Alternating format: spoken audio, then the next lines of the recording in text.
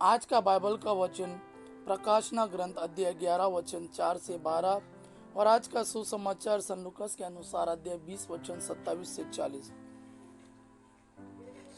प्रकाशना ग्रंथ अध्याय 11 वचन 4 से 12। ये साक्षी वे जैतून के दो पेड़ और दो दीपादार है जो पृथ्वी के प्रभु के सामने खड़े हैं।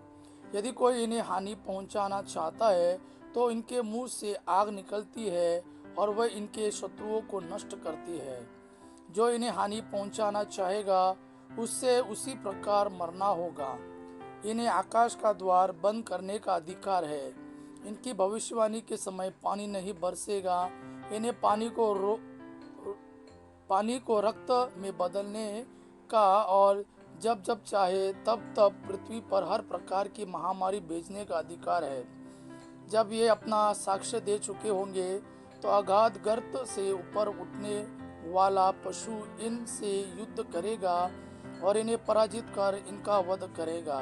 इनकी लाशें उस महासागर के चौक में पड़ी रहेगी जो लाक्षणिक भाषा में सोदोम या मिस्र कहलाता है, जहां इनके प्रभु को क्रूस पर आरोपित किया गया था। 3.5 दिनों तक हर प्रजाति, वंश, भाषा और राष्ट्र के लोग इनकी लाशें देखने आएंगे और इन्हें कब्र में रखने की अनुमति नहीं देंगे। पृथ्वी पर निवासी इनके कारण उल्लसित होकर आनंद मनाएंगे और एक दूसरे को उपहार देंगे, क्योंकि ये दो नबी पृथ्वी के निवासियों को सताया करते थे। किंतु 3.5 दिनों बाद ईश्वर की ओर से इन दोनों में प्राण आए और ये उठ खड़े हुए। तब सब देखने वालों पर आतंक छा गया। स्वर्ग से एक वाणी इनसे यह कहती हुई सुनाई पड़ी, यहाँ ऊपर आओ। और ये अपने शत्रुओं के देखते देखते बादल में स्वर्ग चले गए। आज का सुसमाचार सन लूकास के अनुसार अध्याय 20 वचन 27 से 40। इसके बाद सदुकी उनके पास आए। उनकी धारणा है कि मृतकों का पुनरुत्थान नहीं होता।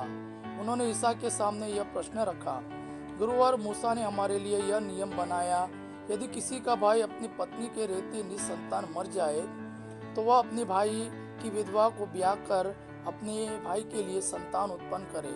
7 भाई थे। पहले ने विवाह किया और वह निसंतान मर गया।